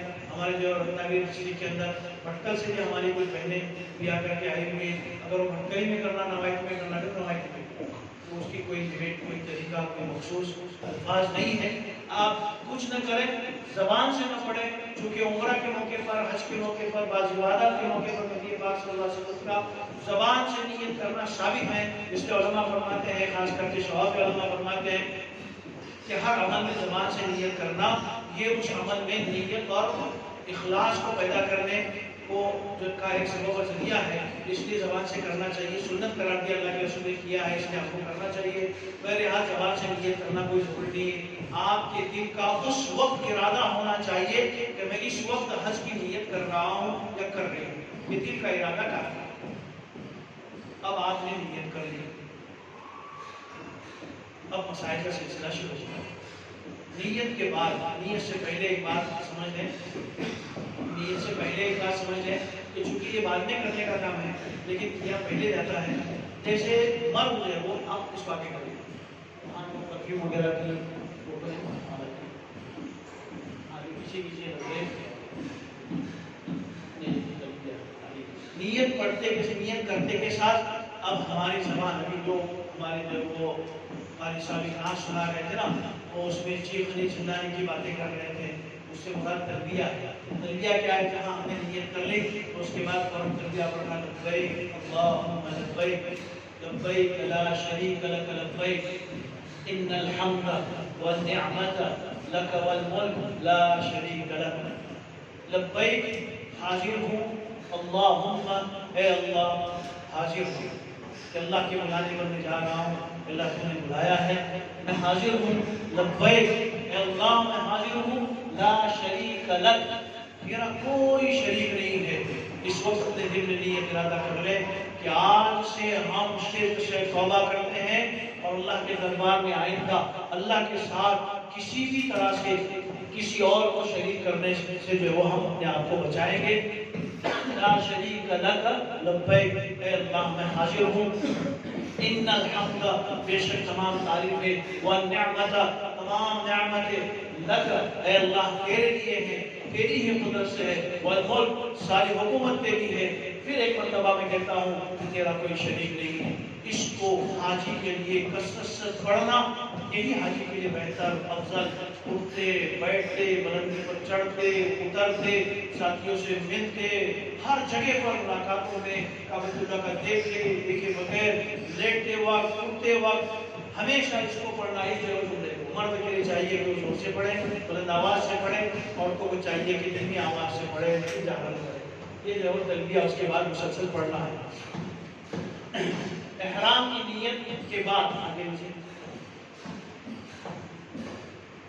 एहराम की नियत के बाद कुछ पाबंदियां ऐसी हैं जो सिर्फ मर्द के लिए, कुछ पाबंदियां ऐसी हैं जो सिर्फ औरत के लिए, कुछ पाबंदियां ऐसी हैं जो मर्द और औरत दोनों के लिए। आप लोग सब फारिग होकर आए ना, आपको तो सिर्फ बैठकर सुनना है, खड़ा मैं बोल नहीं रहा हूँ। आप लोग सब फारिग हैं, इत्मीनान से जितनी देर बात होनी चलेगा ना, खाने के बाद बैठने का है नहीं, खाने से पहले खाना 4 बजे مرد کے لیے کیا پابندی ہے؟ مرد کے لیے احرام کی حالت میں سر کا ڈھکنا اور کوئی بھی سلا ہوا کپڑا پہننا حرام ہے۔ کوئی بھی سلا ہوا کپڑا، چاہے شرٹ ہو، بنیان ہو، لنگی ہو، یا جو ہے وہ پائجامہ ہو، پینٹ ہو، یا جو ہے وہ انڈر ویئر ہو، کوئی بھی سلا ہوا کپڑا پہننا حرام ہے۔ اب میں آپ سے کچھ سوالات شروع کرتا ہوں، آپ بتائیے سلا ہوا کپڑا پہننے کا کیا مطلب ہے؟ میرے پاس چادر کے 3 ٹکڑے تھے، 4 ٹکڑے تھے، اب وہ اتنے چھوٹے تھے کہ ایک کپڑے سے میں پورا نیچے لپیٹ نہیں سکتا تھا، ہاں چاروں کو جوائنٹ کرتا تو شاید میں لپیٹ سکتا ہوں۔ ایسی صورت میں میں نے 1 2 3 4 ان کو بیچ میں سے سلائی مار کے جوائنٹ کر دیا۔ یہ سلا ہوا ہے یا نہیں، چل سکتا ہے یا نہیں؟ وہ سے ہمارے ماشاءاللہ تجربے کار لوگ نہیں دکھائی دے رہے ہیں، وہ لوگ جو دوسرے سے پہلے بولتے ہیں۔ یہ سوال اس لیے میں نہیں کرتا ہوں، عامتاً اس مسئلے میں لوگوں کی حاجیوں کی غلط فہمی ہوتی ہے، اس لیے سوال کرنے کی ضرورت پیش آتی ہے۔ یہ چل سکتا ہے، سلا ہوا ہے اس لیے ایسا نہیں چل سکتا۔ کوئی بولا بھی نہیں، یہاں نہیں بولے آپ نے، نہیں ٹھیک کچھ کہہ دیتے ہوں، چل سکتا ہے۔ اور کوئی نہیں چل سکتا، 3 حالات کریں نہیں چل سکتا، ایک ہے کر کے چل سکتا ہے۔ ہمارے علماء بھی شاید سر یہ کہے کہ شاید چل سکتا ہے، اس لیے بہت سے لوگ نہیں سمجھتا، یہ چل سکتا ہے۔ اس لیے کہ سلا ہوا پہننے کا مطلب ہے کہ جسم کی حیت کے مطابق بنا ہوا نہ ہو، اس کو سلائی نہ ہو، کانٹے سے بنا ہے، پیچھے سے جڑا ہے، تب بھی وہ سلے ہوئے ہونے کے حکم ہے، لیکن پورا گول نہ ہو۔ لنگی کو ایک طرف سے سلائی مار دی، وہ گول بن گئی، ہمارے جسم کی حیرت کے مطابق ہو گئی۔ ہم نے صرف جو دستانے پہنے جسم کی حیرت کے مطابق ہو گئے، جسم کی حیرت کے مطابق بن گیا، ممنوع ہے، حرام ہے، منع ہے، نہیں پہن سکتے۔ لیکن صرف ایسی جوڑنے کے لیے سلا گیا تو میں کہتا ہوں جو کپڑا بنا ہے نا، وہ کپڑا بھی تاگے کے ذریعے سے اس کو ایک تاگے ڈال کر سلائی مار کر وہ بنا ہوا ہے۔ اور بات ہے وہ ہماری طرح سلائی جسے ہم مارتے ہیں ہاتھ سے مشین سے، ویسی سلائی نہیں، وہ ایڈوانس ہے، لیکن وہ بھی ایک طرح کی سلائی ہے، اوپر نیچے دھاگے میں ایسے ڈال کر کیا ہوا ہے، وہ بھی ایک طرح کی سلائی ہے۔ تو نارمل جوڑنے سے کچھ نہیں ہوگا، لیکن وہ جوڑنا ہمارے جسم کو کور کرنے والا ہوگا تو پھر حرام ہوگا، وہ سلا ہوا ہوگا۔ جیسے لنگی ہے اس کو سلائی، ایک لنگی اس کو سلائی نہیں مارے اور وہ کھلی ہے جسے کیرلا والے پہنتے ہیں چل جائے گی، اور ہماری جیسی لنگی ہوتی ہے ہم سلائی مارتے ہیں نہیں چلے گی۔ ایک ہی چیز ہے، یہ بھی لنگی وہ بھی لنگی، لیکن یہ سلی بھی وہ سلی بھی نہیں ہے۔ تو سلا ہوا کپڑا پہننا منع ہے۔ اس پہ لوگ سوالات کرتے ہیں، جیسے جو ہے کچھ کہہ رہے ہیں آپ؟ احرام رہتا ہے نا وہ بڑا آتا ہے، جی جو احرام رہتا ہے نا، اور سلا ہوا احرام رہتا ہے وہ چھوٹا رہتا ہے۔ جی ابھی احرام جو پہلے میں نے کپڑا لائے احرام کا 2006 میں گیا تھا نا، تو میرے پاس بڑا احرام ہے جی، اور ابھی جو احرام نکالتے ہیں نا وہ چھوٹا احرام جی تو سلا ہوا مطلب کیسا ہوتا ہے؟ ہے، وہ سلا ہوا نہیں ہے، بغیر سلا ہوا ہے۔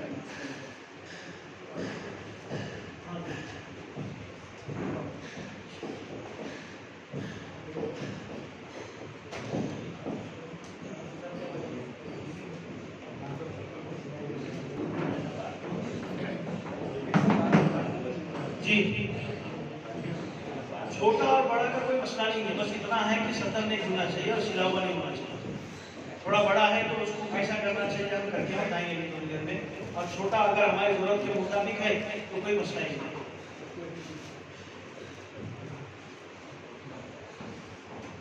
چپل پہنتے ہیں وہ ابھی آگے آئے گا، رکھنے کا مسئلہ۔ تو چپل جو ہم پہنتے ہیں وہ چپل میں جو سلائی ہوتی ہے، جیسے پہلے پرانے چمڑے کی جو چپل پہنی جاتی تھی اس میں تو ہاتھ سے بھی ٹاکے مارے جاتے تھے، اس کو ٹاکے کو بھی جو ہے وہ کیا بولیں گے، چامبا ٹاکا، چامبا ٹاکا مشہور تھا اس کی ذات سے۔ تو بہرحال چپل میں کوئی سلائی ہے، جوتے چپل میں، تو وہ کوئی مسئلہ نہیں ہے۔ اصل ایک بات دھیان میں رکھیں، سلا ہوا ہونے کا مطلب تاگے سے ہونا ضروری ہو ایسا نہیں ہے، वो कांटे से हो, वो पिन से हो, वो ताशनी से हो, या वो किसी लिक्विड से चिपकाया हुआ हो, अरहान में हमारे जिस्म के मुताबिक बन गया, बना होगा। तो इसे सिला हुआ बोलने का मतलब आप समझने की कोशिश करें। तो एक उसमें हराम है क्या है, सर ढांकना हराम है, और दूसरा क्या है, सिला हुआ कपड़ा पहनना हराम है। इसी तरीके से मर्द के लिए पैर खुले रखना भी जरूरी है, पैर ढांकना भी बात है। लेकिन आदमी की जरूरत है, बेदर पे बगैर चप्पल के पहनना आज हमारे लिए मुमकिन नहीं है। खेती में काम करने वाले इत्मीनान से चलते हैं, लड़कों जो है वो ऐसा क्या होता है, अगर टावल वगैरह हमारे हाथ में है तो चल सकता है, टावल हाथ में है तो चल सकता है। हाथ छुपाने का सबसे पहले मर्दों के तो बचना है, चेहरा पोछा जा सकता है, जरूरत पड़े तो सर पे बहुत ज्यादा पसीना या कुछ और जरूरत है तो उस तावे से हम अपना सर पोछ भी सकते हैं, कोई मसला नहीं। ढांकने की नीयत से ढाका जाए या कोई चीज बगैर उस नीयत के रखे जाए लेकिन वो ढक गया सर तो बना जी। कंधे की चादर को भी पिन नहीं लगाना चाहिए, गार्ड नहीं मानना चाहिए जी जी, पिन भी नहीं लगाना चाहिए, नहीं गिरेगी इंशाअल्लाह। अभी हम आपको बताएंगे। अच्छा गिर गई तो हर्ज क्या है, इसको दोबारा डालना है, कितने दिन और कितना और किसकी जरूरत पड़ने वाली है, आप समझ सकते हैं। और पैर के अंदर चूंकि मुसलसल चल नहीं सकते तो हम कोई जूता नहीं पहन सकते जो पैर के ऊपर के हिस्से को पूरा कवर कर ले, पैक कर ले। इस तरह जूता, इस तरह की चप्पल, इस तरह का सॉक्स नहीं पहन सकते। नॉर्मल चप्पल जो बल वाली होती है, स्लीपर हो, रबड़ वाली हो, या जो फोम वाली हो, या चमड़े वाली हो, कोई भी हो, लेकिन ऊपर से सिर्फ जो उसके पट्टे होते हैं, जो ऐसी चप्पल जो सिर्फ रोकने के लिए पट्टे बने होते, ऐसी चप्पल पहनने में हरज औरतों के लिए नहीं है, या औरतों के मसाइल नहीं।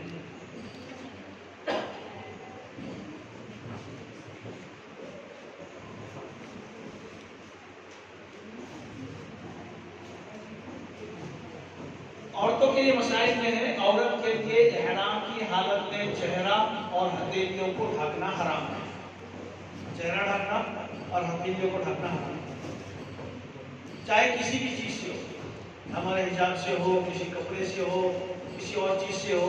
बस इतना है कि इहराम की हालत में चेहरे को मस करके कोई जो है उसको कवर करना, जैसे हम जो है वो हमारी औरतें, हमारी माएँ बहनें जो हिजाब पहनती है वो टच होकर जो पहना जाता है कॉमन।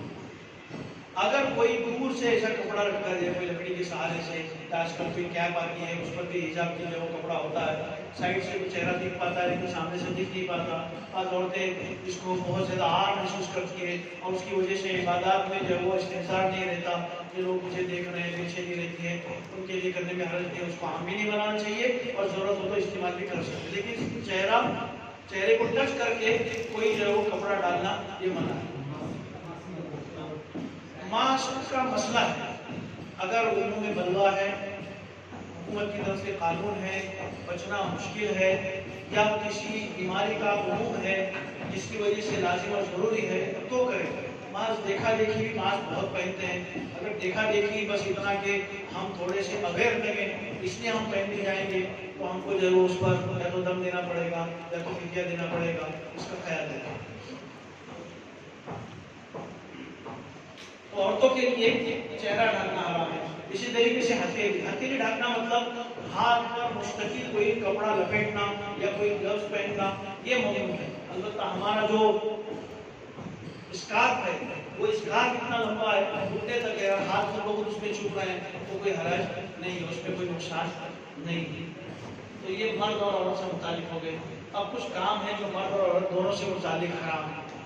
एहराम की हालत में किसी किस्म की खुशबू लगाना, हर किस्म की खुशबू, चाहे पाउडर की सूरत में हो, चाहे क्रीम की सूरत में हो, चाहे साबुन की सूरत में हो, चाहे किसी जो है वो क्या कहते हैं एयर फ्रेशनर की सूरत में हो, किसी इत्र की सूरत में हो, उसकी शक्ल कुछ भी बदल जाए।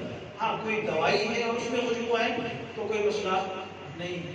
कोई जो है वो लाजिमी चीज़ है और उसके अंदर खुशबू है कि उसके बगैर कोई दूसरा चारा नहीं, ऐसा तो होता नहीं, लेकिन दवाई लाजिमी में आती है तो उस खुशबू से कोई फर्क जिन दूसरी चीजों के अंदर खुशबू होती है, पाउडर के अंदर खुशबू होती है, वो खुशबू से के मकसद से डाली जाती है, उसमें खुशबू ही असल में उसका उन्वान होता है और कोई उन्वान नहीं होता।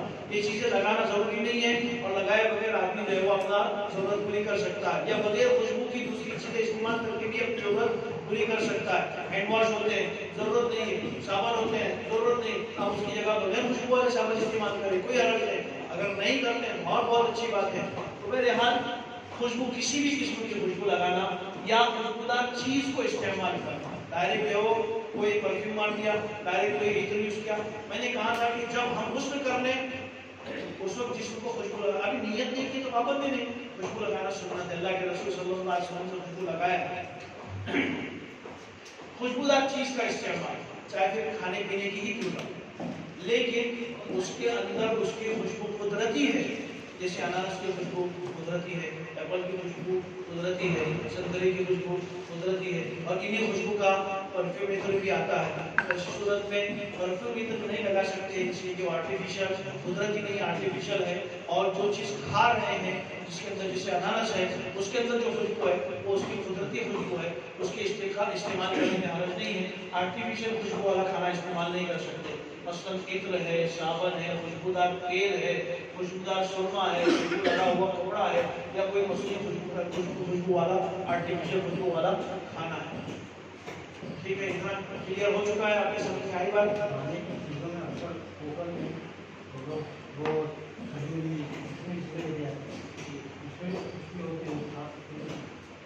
जो लोग अपने साथ खाने की चीजें लेते हैं उसमें कुछ मसाले ऐसे हैं जो मसाले के गर्ज से टेस्ट के लिए डाले जाते हैं, और कुछ चीज़ें ऐसी हैं जो खुशबू की गर्ज से डाली जाती हैं। ज़ाफ़रान है, एसेंस है, इलायची है, दालचीनी है, ये सब खुशबू के लिए डाली जाती है। इसका जायके से कोई ताल्लुक नहीं होता है, ये डालना नहीं चाहिए। डाले हैं तो इन अय्याम में एहराम के हालत में इस्तेमाल नहीं करना चाहिए। अब कौन किसमें खुशबू डालता है वो औरतें डिसाइड करती हैं, रोड में होता है, चौकी में होती है, खुशबू मुझे नहीं मालूम, लेकिन जो है वो जी खुशबू वाला टिश्यू तो जो है वो खुशबू वाली कोई चीज़ इस्तेमाल नहीं कर सकते। हम प्लेन में बैठते हैं, अगर हमने प्लेन से पहले नियत कर ली तो हमारे सामने खाना आता है, अब नियत कर चुके हैं तो पाबंदी शुरू हो गई है। तो आए हुए खाने में हमको देखना पड़ेगा स्वीट है या नहीं, उसमें कैरेमल होता है, कभी कभी कोई और स्वीट होता है, गुलाब जामुन होता है, खुशबू वाली चीज़ें होती हैं। हमें खाना खाने से मना नहीं किया गया, लेकिन वो खुशबू वाली चीज़ को टच ना करे, इसका ख्याल करें। इस ट्रे में वो किट के अंदर जो खाना आता है, एक परफ्यूम वाला वेट टिश्यू होता है, गीला टिश्यू होता है, उसके अंदर परफ्यूम होता है, खुशबू होती है। खास करके हमारे बूढ़े हजरात वो इस चीज़ को नहीं समझ पाते, उनको ऐसा लगता है थोड़ा फ्रेश हो जाएंगे और वो इसको इस्तेमाल कर बैठते हैं, गलती करेंगे अगर ऐसा करेंगे तो वो टिश्यू आप अपने बैक पर्स में डाल दीजिए, उसको खोल कर इस्तेमाल कर कीजिए, बाद में कभी इस्तेमाल, एहराम के बाद इस्तेमाल कीजिए, हर्ज नहीं।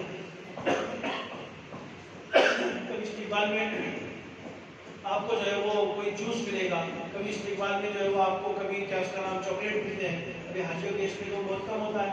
अलबत्ता जो क्या उसका नाम कैटेगरीज होती है प्लेट के अंदर टिकट की और मुसाफिरों की, तो जो हाई कैटेगरी वाले होते हैं उनके इस्तेमाल में बहुत से चोचले किए जाते हैं, तो उसमें ये मसाइल आ सकते हैं। तो बहरहाल हमें एहतियात करना है कि खुशबू वाली चीज़ इस्तेमाल न करें। सर और दाढ़ी के बालों में किसी भी किस्म का तेल लगाना और कंघी करना ये मना है। तेल लगाना मना, किसी भी किस्म का, खुशबू हो या ना हो, सर में लगाओ, दाढ़ी में लगाओ, ममनू है। हाँ, आदमी ये तेल किसी और मकसद से लगाता है। हाँ, इलाज का, मालिश का जो तेल होता है, जैसे लुकमान हयात है या कोई और है, इसकी ज़रूरत है, आपको दर्द हो रहा है या आपके इलाज के मकसद से आप कर रहे हैं तो कोई हर्ज नहीं। तो सर में और दाढ़ी में तेल नहीं लगाएंगे, कंघी नहीं करेंगे, इसलिए कि हम यहाँ पर जो है वो आगे बढ़ रहे हैं। किसी भी जरिए से बदन के किसी भी किस्म के बाल दूर करना ये भी हराम है। जब आप कंघी करेंगे तो लाजिम है कि आपकी दाढ़ी के या सर के 1, 2, 4 औरतें हैं तो 10 बाल उस कंघी में निकलेंगे। ये हमारे इख्तियार से होगा, हमारी कुदरत से होगा, इसलिए कंघी करना भी मना है, तेल लगाना मना है। कंघी करना मना है, इसी तरीके से बदन से किसी भी किस्म के बाल निकालना मना है। हाँ, हम जो है वो हाथ गीला करके सर का मुसा कर रहे थे और एक आध बाल उसके अंदर आ गए, उसमें हमारा कोई कसूर नहीं है और उस पर कोई दम या फिदिया नहीं है। जी, दाढ़ी में खिलाल करते ना, खिलाल कर सकते हैं, उसमें इतना मुबालगा करना कि हमें यकीन हो जाए कि बाल भी नहीं हिलेंगे, इसलिए बेहतर और अफजल यही है कि खिलाल से भी एहतियात करें इन अय्याम में एहराम क्या हो।